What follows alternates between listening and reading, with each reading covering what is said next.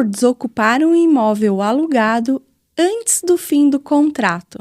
Como funciona?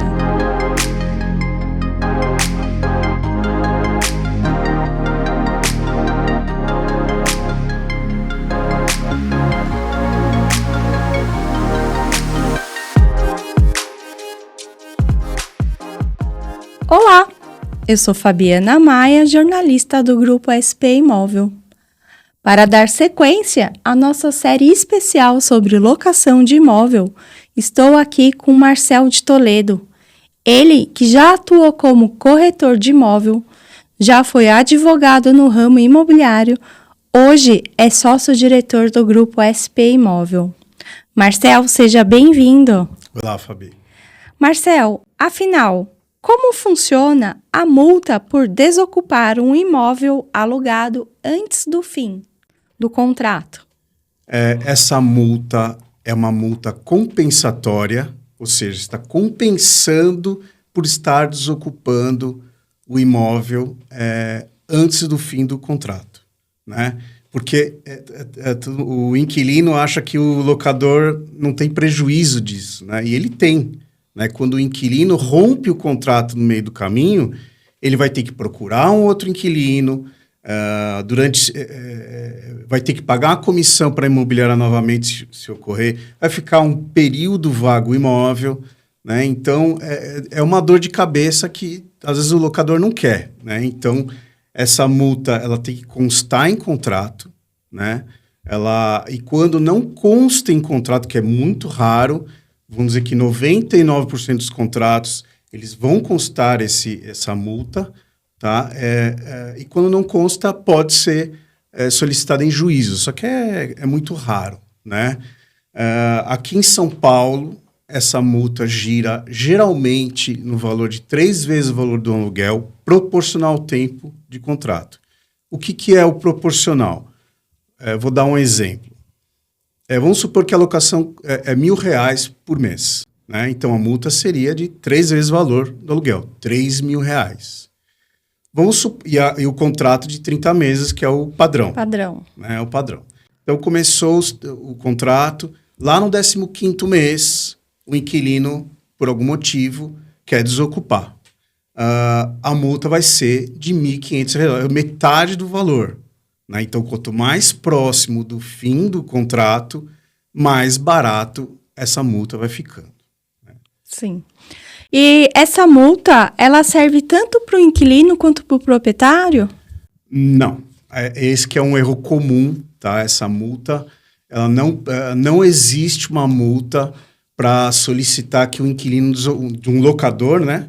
De um proprietário, para que o inquilino desocupe e ele pague a multa. Não existe, tá? Essa multa, ela tem... Infelizmente, às vezes eu já li contratos que constam esse tipo de multa, às vezes até por pressão do locador, o locador quer que coloque essa multa, tá? E essa multa não é legal, ela não pode...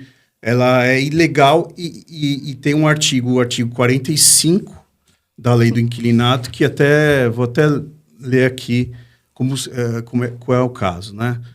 Artigo 45 da Lei 8.245. São nulas de pleno direito as cláusulas do contrato de locação que visem a elidir os objetivos da presente lei. Ou seja, ela pode ser anulada. Tá? Então, se ocorrer esse tipo de situação, o inquilino pode falar, olha, essa cláusula não tem validade. Inclusive, até indico para os inquilinos, se constar no contrato esse tipo de cláusula, nem se preocupe, porque ela não vai ter validade jurídica. Então, se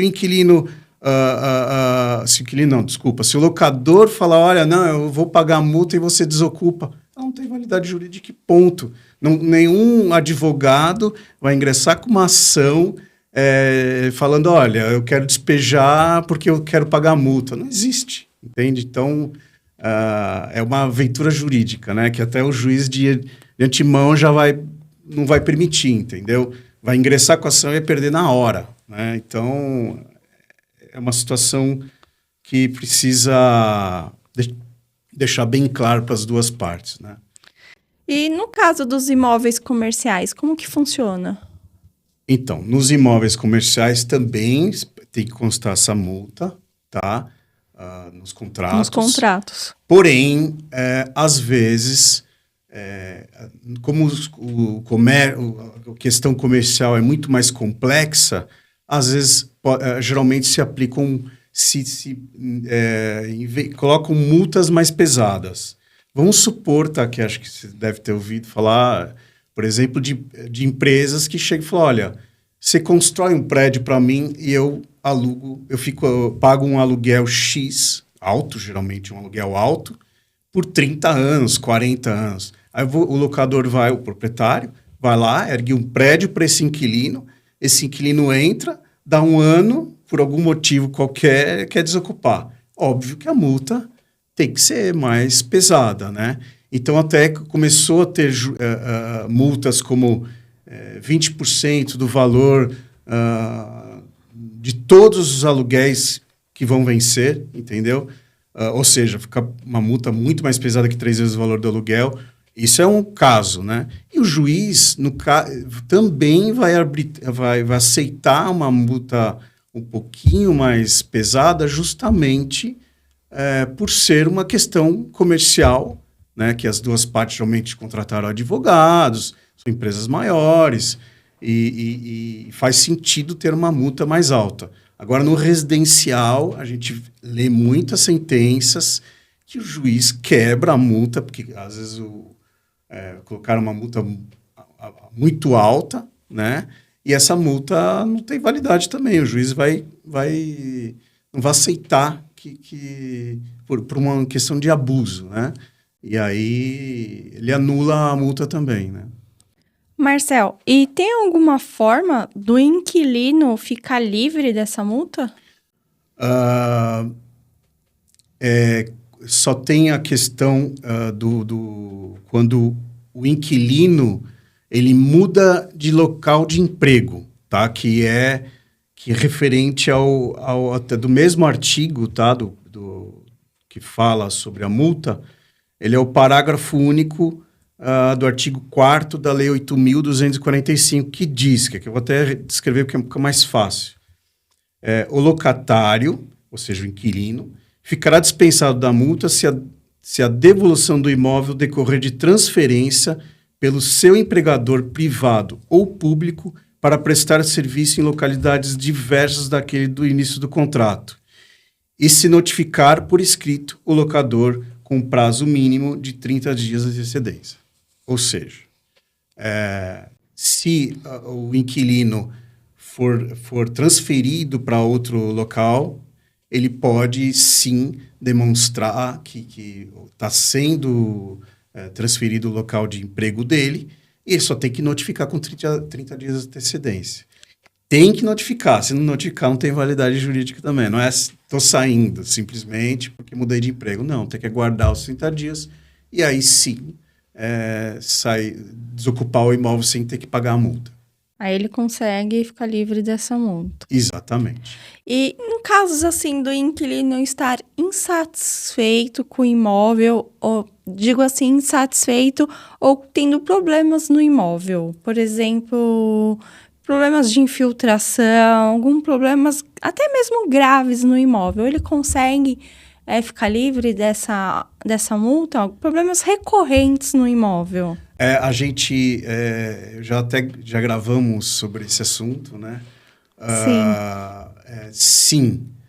Se o locador não está cumprindo com algumas obrigações dele, quais são as obrigações? De resolver questões geralmente estruturais do imóvel. Sim. Tá? O inquilino ele não tem que trocar, por exemplo, as telhas têm 40 anos. Que isso é uma coisa comum que acontecia na nossa administração. De repente começa a quebrar a telha uma atrás da outra, sabe? De um ano para o outro, né? E começa a ter infiltrações sucessivas. E chega um momento que o locador não faz nada. Ele vai lá, troca uma telha, e no outro ano chove, na outra chuva quebra outra, e assim sucessivamente, né? E o certo é trocar todas as telhas, e o locador, às vezes, o proprietário, né? não se dispõe a fazer isso. Sim. Aí o inquilino ideal é notificar esse locador sobre o problema todas as vezes para documentar, né? Então ele tem que documentar, não é só falar. A prova não é só, eu liguei para a imobiliária. Não, é documentar. A documentação é através de notificação. A notificação ela pode ser feita tanto por escrito para a imobiliária, né? Só que alguém tem que assinar lá na imobiliária que recebeu a notificação, né? Dando prazo para a solução do problema. E se o problema não for resolvido, né? Ou seja, recorrente, problema da infiltração, o inquilino notifica novamente falando que vai desocupar. Que eles já houveram, sei lá, 5 avisos sobre o mesmo problema e o problema não é solucionado, então ele está desocupando. Porque ele está convivendo com mofo, estragando televisão, estragando móveis de propriedade dele, que ele pode, inclusive, pedir indenização. Posteriormente, ele desocupa e pedir uma indenização para o locador. Claro, tem que ter a prova, notas fiscais, etc., que às vezes não vale tanto a pena. A gente recebe muitos desses comentários, né, no nosso canal, que principalmente de infiltração, né? Com certeza. Principalmente.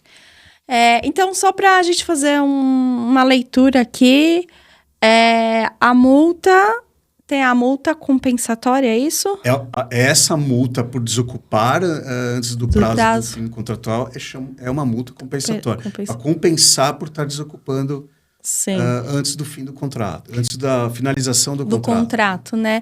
E entre inquilino e o proprietário não tem uma multa para o proprietário. Não. Quem diz que existe, que essa multa é válida para o proprietário pedir a desocupação do inquilino, não. Ela não teve. Tem outras formas de pedir para o inquilino desocupar, mas não através de compensação, pagando uma multa para o inquilino. E aqui em São Paulo, a multa é 3 vezes o valor do aluguel. Até 3 vezes? Na realidade, a multa ela pode ser até de 4, né? Mas aqui em São Paulo... Geralmente, nas imobiliárias aqui de São Paulo, aplicam multa de 3 vezes o valor do aluguel. Não, pode ser que uma vai fazer um formato diferente, 4 vezes, 5 vezes, pode. Né? Aí vai até do inquilino chegar e falar, mas essa multa está muito alta. E aí ele pode negociar. Mas tudo isso é estabelecido no contrato? Tem que ser estabelecido no contrato. Inclusive, quando se fala de prazo, pode pedir a isenção de multa. Por exemplo, é uma negociação muito comum. Olha, vamos fazer o seguinte, dá para incluir uma cláusula de isenção de multa após o 18º mês? Ou seja, basicamente, o contrato não tem 30 meses, ele vai ter 1 ano e 6 meses, né? Entendeu? Então, seriam 18 meses. Que é uma cláusula, inclusive, muito comum de se colocar em contrato. E isso tem validade para o inquilino, não tem validade para o locador, né? Da isenção de multa. Sim. E para imóveis comerciais é diferente, né? Geralmente se aplicam multa um pouco mais altas. Devido à sua finalidade também. Depende do tipo de comércio, para ser bem sincero. Se for um comércio básico, não. Tá? Agora, se for um comércio onde tem um grande investimento por parte do locador, ou seja, o proprietário foi lá e executou uma obra gigante para o inquilino, para aquela finalidade, e o contrato tinha que ser de 30 anos, tá? Existe, né? Quando a gente fala de empresas grandes, às vezes são contratos de 20 anos, 30 anos, é normal, né? Sim. E aí ele construiu, gastou, o locador construiu, gastou, fez tudo, ou investiu, e aí o inquilino desocupa com poucos anos de uso, entendeu? E uma forma do inquilino ficar livre dessa multa é se ele provar, né? Se ele avisar com 30 dias de antecedência. De transferência de trabalho. Essa é a nossa leitura E geralmente de município, né? Sim. Tá? Não é de bairro. É de município, é de estado e assim sucessivamente. Tem uma série de quesitos aí, né? de município, né? Então, não é Não. tão simples assim. não. Tá certo. Se você gostou desse vídeo, curta, compartilha, se inscreva no nosso canal. E se você tem alguma dúvida, deixa aqui nos comentários, que pode virar um próximo vídeo. Obrigada, Marcel. Até o próximo vídeo. Até o próximo vídeo.